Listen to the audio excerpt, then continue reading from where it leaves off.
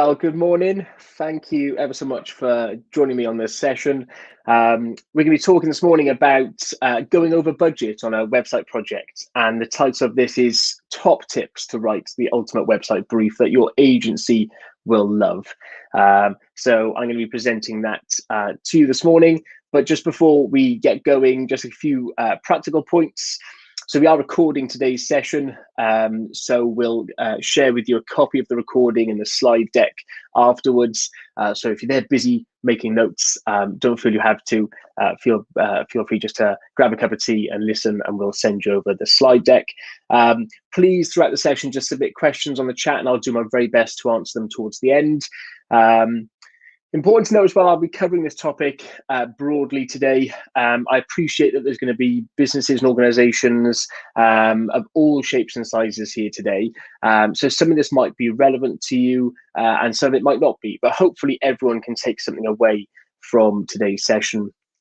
And then just finally, please get involved on social using the hashtags on the screen. It'd be great to get your feedback on this session and get your thoughts and opinions. So what we're going to cover today, over the next kind of 40 minutes or so, I'm going to cover the why, who, and how. I'm going to look at the specific elements that I think you should include in a website brief, paying particular attention to how to put that brief in front of the most suitable agencies, and how to allow agencies to self-qualify themselves. So they're the kind of two angles that I'm going to come from. I'm then going to share my website template with you, my website brief template, which will give you everything you need to write that brief yourself, and then we'll dive into your questions. So who am I? I'm Will. I'm the founder and director of an agency called WebBox. This stuff really excites me, right? Because for the last over 12 years now, I've been working with organizations of all shapes and sizes, from startups all the way through to FTSE 100 organizations and recognizable brands, to help them define what they're looking for from their website or web application, and helping them actually put that on paper to define their requirements in a brief, and then to deliver those projects. So this kind of stuff really excites me. Sounds really geeky, but it honestly does.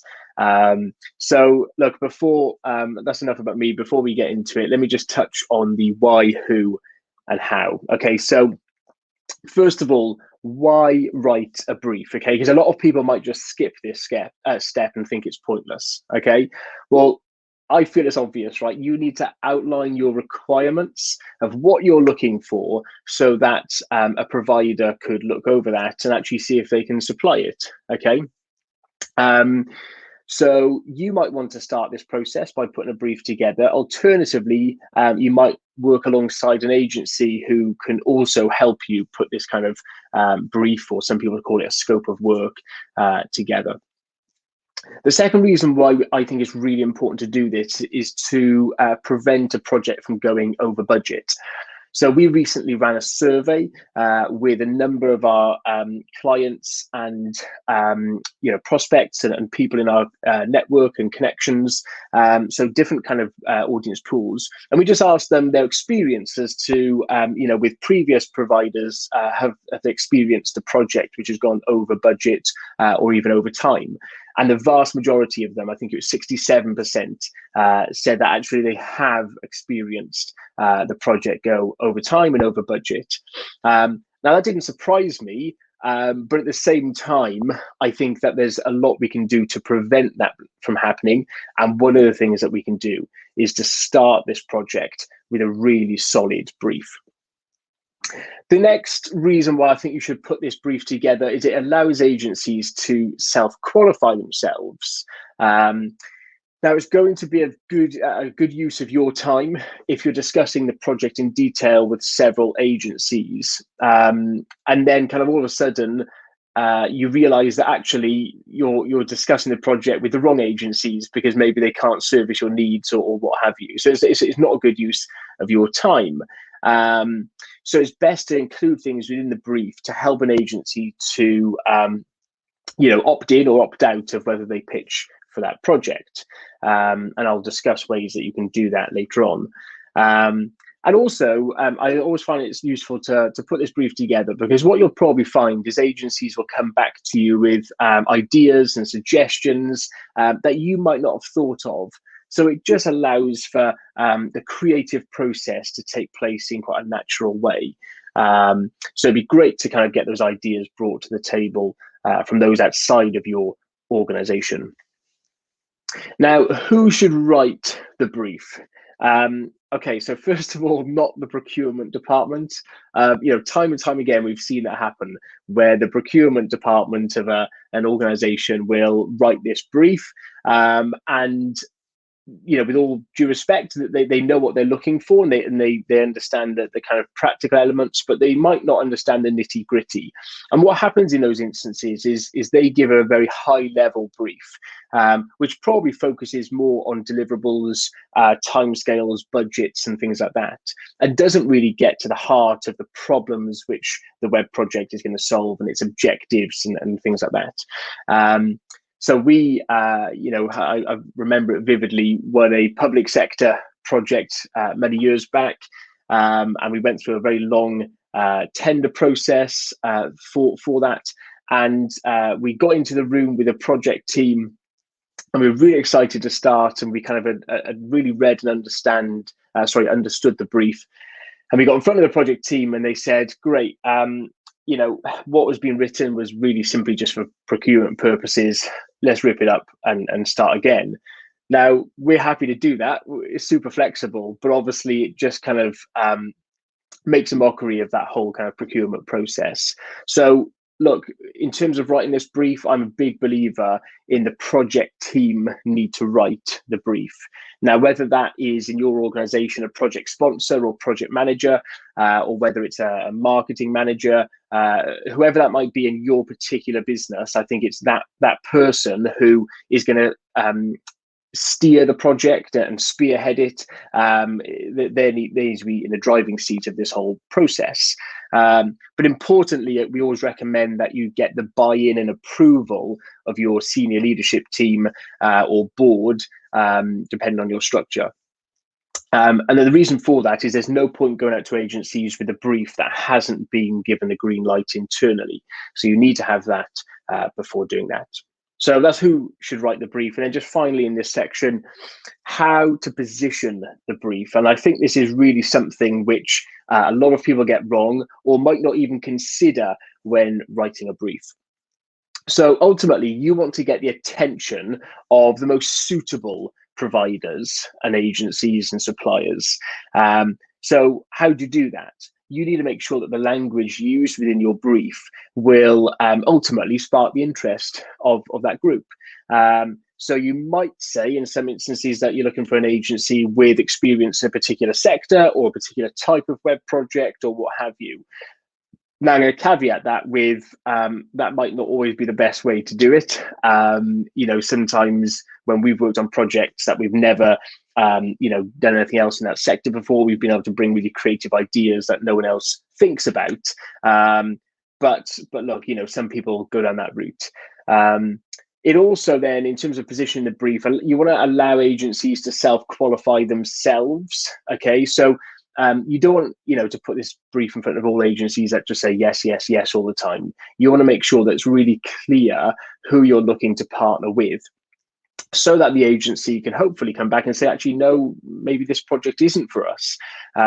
So how do you do that? So you might want to kind of say that an agency, you're looking for an agency that specializes in a particular type of tech or web language or that kind of, CMS, something like that. You might also put things in the brief about kind of the project has to be completed by a particular date. And those things will allow agencies to self-qualify themselves, because if they don't work with that tech or that CMS or that framework, or they can't complete it by a particular date, then hopefully, one would hope that the agency would be able to say, actually, no, it's not a project for us, if those are the requirements.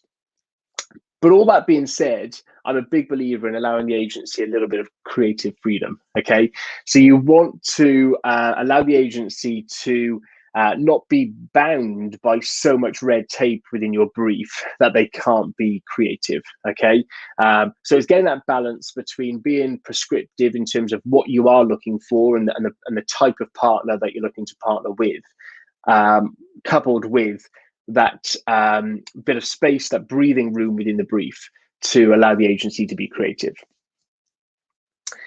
Okay, so let's get into it. What should we include within this document that we're going to pass out to a number of different agencies? So first of all, start with your introduction. Okay, now tell us a little bit about yourself and the business. Share your values with us. Okay, what makes you unique? Give us a little bit about your USPs, and then more formal stuff in terms of maybe the kind of size and structure of your business. Now, a couple of things here. Don't necessarily just copy the About Us page on your website and think, oh, you know, that tells everyone everything they need to know about the business. From our point of view, we love to really get to know our clients. What makes you tick? What makes you unique? How long have you been doing this? What is your position and proposition within the market? The other thing that we love to know is, what do you stand for?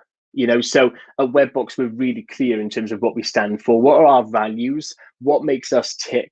How do we do business? What are our kind of business ethics, I like to call them? And we want to make sure that they align with our clients. So, you know, one of our values is that we're collaboratively creative. It means that, look, we're going to bring loads of creative ideas to the table, but we want to bring you on that journey, and we want to do that collaboratively. So if you're looking for an agency to totally spearhead all the creativity and, you know, kind of you don't want any input, then maybe there's another agency which is better suited for you. But we like to kind of very much lean upon our clients' sector experience, and then bring our creative ideas to the table and marry the two to deliver the best end result. So these things are important because ultimately, I always say people buy people, and businesses buy businesses. And I think it's really important that both parties get to know each other right at day one to make sure that there's a good fit and we can build a long-term partnership. Second thing is, include your target audience or audiences within the brief. So a website can't be all things to all men. So by defining your target audience will just help agencies to consider how best to position the website and consider the UX for that particular audience. Now, your website might have multiple audiences, and it's just important for an agency to be aware of that, because it would have a direct impact on the user experience and the sitemap and everything else which goes alongside it. So it's good to include that within the brief.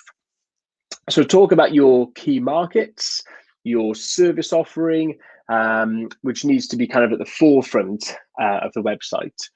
So if I put this into a practical example, you might have on offer 10 different services or 50 different products, but maybe 4 of them, of the services, and maybe 10 of the products is really, you know, where your revenue is coming from. They're the kind of key players.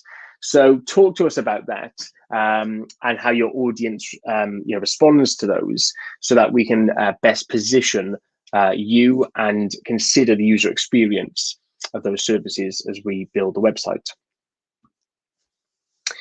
So the next point is, just give us a quick bit of information about the current website. Okay, so if you've got lots of different websites within your group, first and foremost, tell us the web address that this website project is going to replace, or kind of be hosted on, and then talk to us about what your pain points are with the current website. So it might be that it's really cumbersome to use, or cumbersome to update from the CMS. It might even be that you don't have a CMS, or the website is not mobile compatible.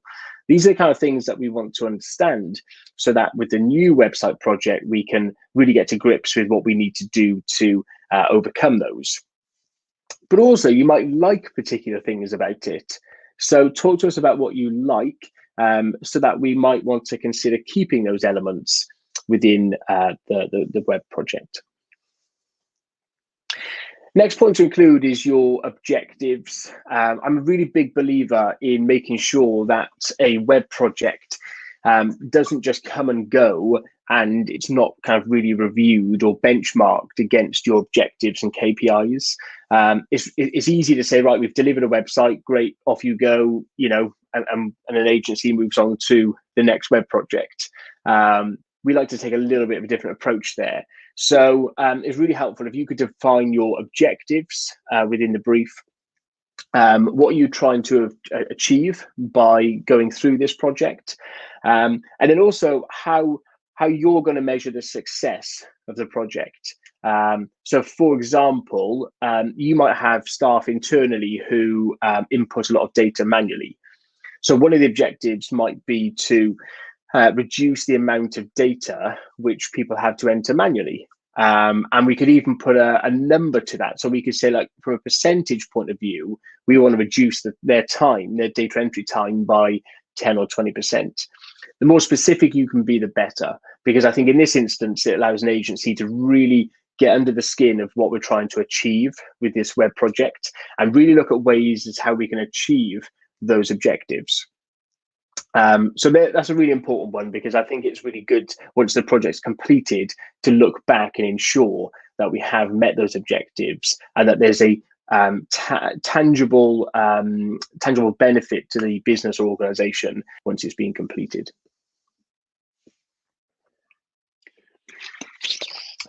Okay, so probably we're at the heart of the website brief document now. Okay, so this is all about the features of the website. So ultimately, this comes down to what do you want the website to do, and how will it function, and what kind of features should be on the website. So at a high level, this could be things like that you need the ability to buy products and categorize products, or list your services. You might want a blog, you might want case studies, you might want profiles about your team and your board, and things like that. All of these things need to be kind of put down. And at this stage, if it's easier for you, feel free just to bullet point this kind of information.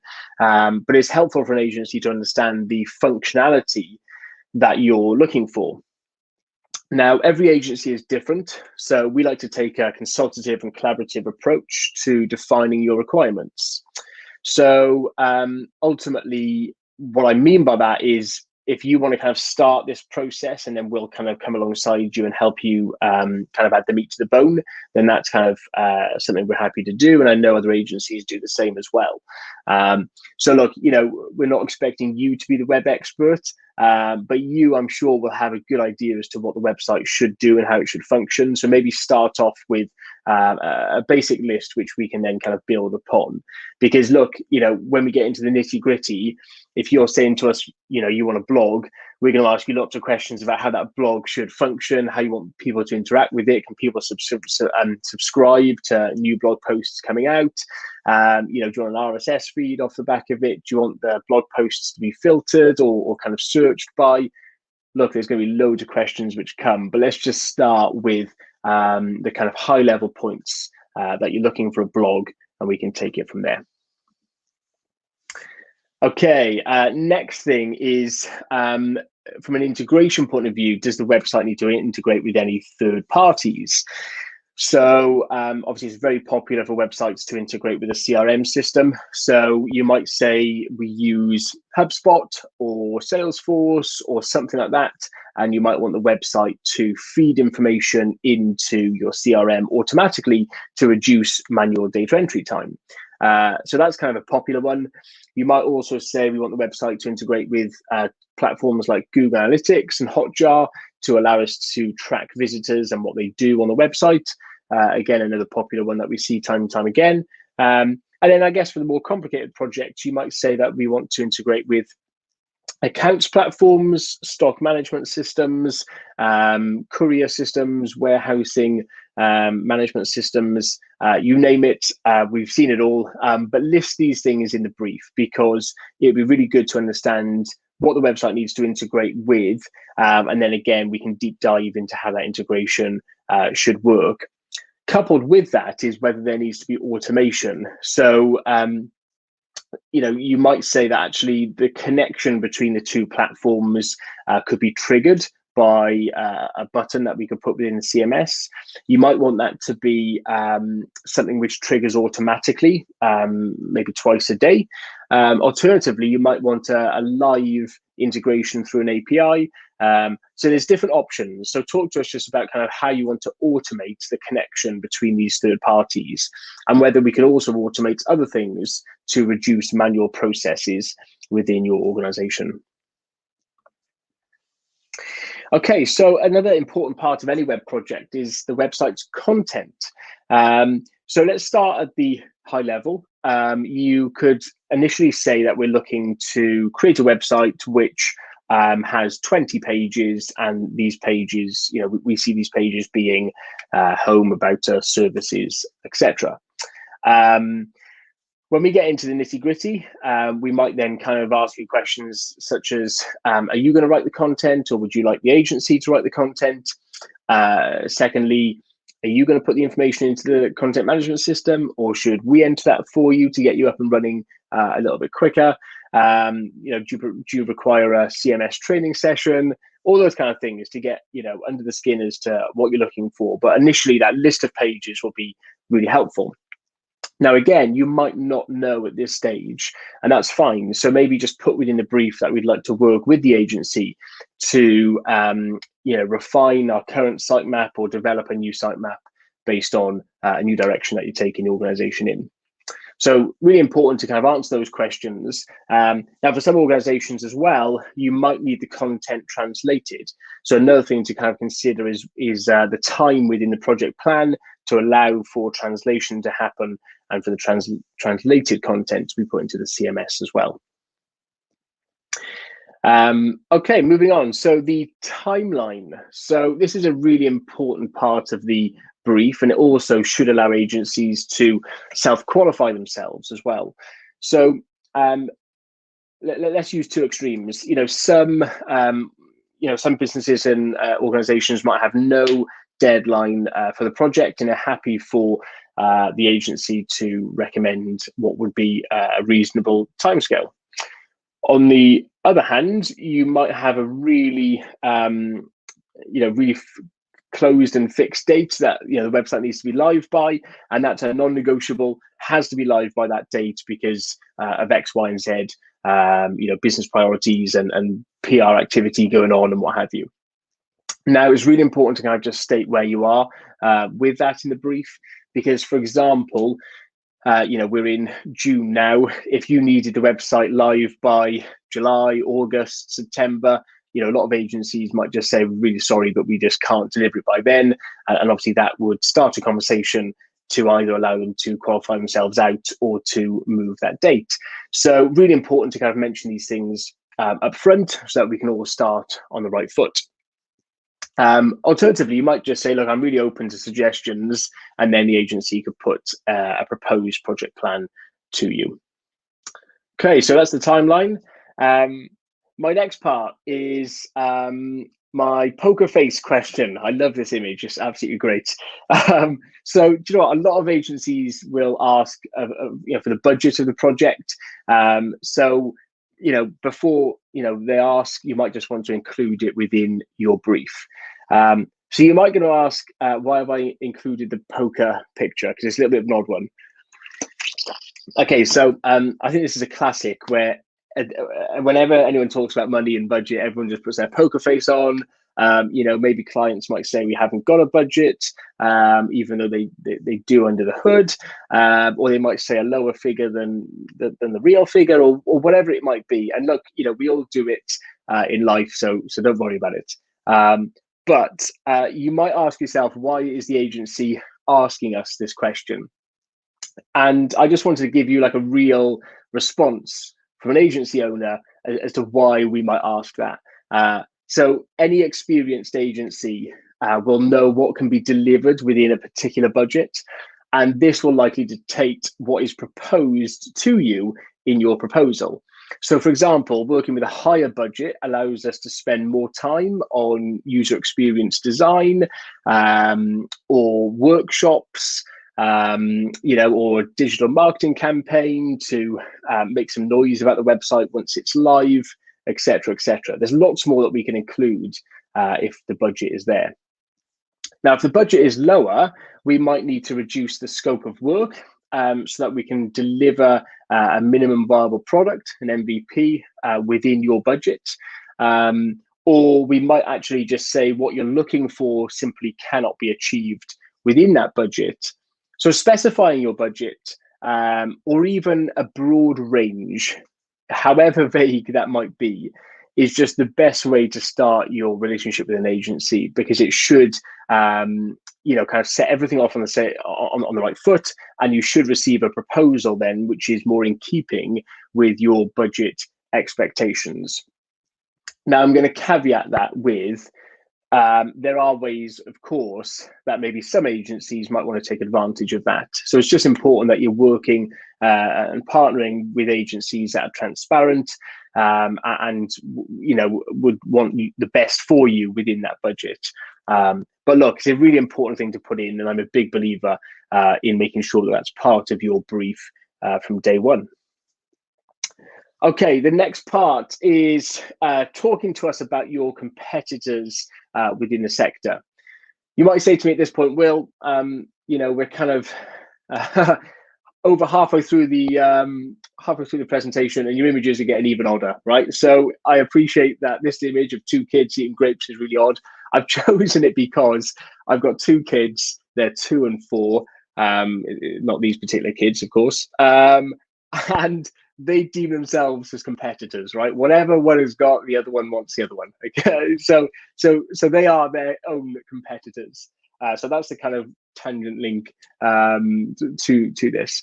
So look, talk to us about who your competitors are. Who are the main players within the sector? Who should we be looking at when we're doing our research around this project? Also, what are they doing that you're not? What are your USPs? How do you stand out from the crowd? Those kind of things can be mentioned at this part in the brief. And then also, of those websites, and potentially websites outside of your sector too, what do you like and what do you not like? So you might look at an example website and say, I like the way that they've done their kind of header section, or the way they do their navigation, or their kind of hero video, whatever it might be. It's good to know what you like and what you don't like, so that we can maybe take inspiration from that throughout the design phase. So coming now into, I guess, some more practical points. So the first is, in terms of running this project, who are the points of contact? So internally, you might have a large number of stakeholders, but really kind of, you're going to work alongside an agency, and maybe 1 or 2 people will be the day-to-day point of contact. So it's good to know, who will be the point of contact from your side, but also coupled with that, who will be the decision maker. So it might be that the buck stops with the project manager, but it might be the project manager needs to go to a head of department, for example, to get sign off, or go to C-suite or whatever it might be. So it's really good to know that up front, so that we get an idea as to how your processes will work. Now, on the flip side, it's good for you to ask the agency who your point of contact will be. So on the agency side, they might have a project manager or an account manager or designer or whatever it might be, who will be your day-to-day point of contact. And it's good just for you to know that, so you know who you'll be dealing with if you do choose that agency for the project. The next part is the process in which you're going to take. So some organizations will have this nailed down to the finest detail, and others might not. I would really encourage you to kind of give this some consideration and to put that detail into your brief, because it helps agencies understand the timescales that you're working towards. So what does this mean practically? It means that you might give us a list of different dates in terms of when you want the proposal returned to you by, when you're looking to shortlist agencies by, when potentially a presentation might take place, all the way through to when you're hoping to choose an agency and to start the project. Now, that's important because if that process is going to take you 3 months internally to work through, then that's going to affect the project plan and other things. So it's important to kind of just have that transparency up front so that we know when the commencement date is likely to be. Okay, I think this is my final point then in terms of what you should include within the brief. So once you've given all of this information to an agency, which I'm sure will just be the starting point of the conversation, it's important to outline within your brief what you want the agency to come back to you with, okay? Now, hopefully it's not as much as what this guy is holding with 2 large boxes. But for example, you might say that we'd like to receive a proposal from the agency, which includes 3 case studies and 3 testimonials. Okay, that could be one option. Now, other companies and organizations might actually say that you want some design concepts as part of this process. And I'd always just encourage you to be upfront about whether you'd like to see design concepts or not from day one, because some agencies might not pitch for the project if you're going to require them to put design time into this up front, and others might be happy to do that. So again, it's another qualification criteria that some agencies will use. But again, it's a good talking point for you to have a conversation with that agency. So just list this at the end of your brief, and then the agency knows what they've got to put together, how long they've got to put it together, and we can go from there. Okay. So that is everything that I think with kind of doing, from doing this over 12 years, should be within a website brief. And I think if you put that together in a document and submit it to a number of agencies, you will find that you're starting off on the right foot. You're allowing agencies to self-qualify themselves and to have further conversations to get down to the nitty-gritty, and it will just be a much better process. And in theory, this is definitely one of the things which I'd strongly advise you do, so that the project doesn't go over budget, over the time scale as well, because you've been able to define what you're looking for in enough detail up front. So as part of today, as part of being here on this session for Wales Tech Week, what I've done is I've put together a template which puts all of this information into one PDF and allows you to kind of almost fill in the blanks. So look, no one leaves without, no one leaves empty-handed, as they say. I'm going to be sharing this template with you after this session so that you can have a look over that PDF. And if you want to use it, please feel free to use that template. All you need to do is simply populate the blank areas, and you can use that then to send out to an agency if you want, okay? So that will be with you shortly alongside the slide deck that I've used today. Also, if you're looking for any help, and I'm very happy to kind of give that kind of in a kind of confidential but impartial way, then please just drop me an email. And I say this genuinely, even if it's a project that we couldn't undertake, I'm more than happy to look over your brief and to make sure that you've included the key parts within it so that you can send it off to relevant agencies. So if you just want a bit of a sounding board, then please feel free to send it to me. My email address is there on screen.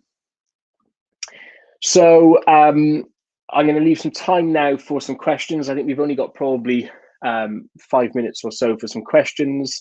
So let me have a little look in the chat and let's see if I can answer a few of these for you.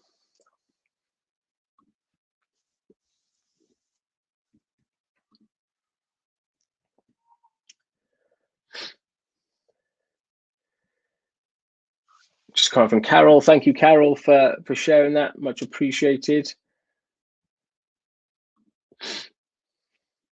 Okay, if you've got any questions or comments, please feel free to leave them in the comment section. I'm more than happy to answer those now. I'll keep an eye on it just for another minute.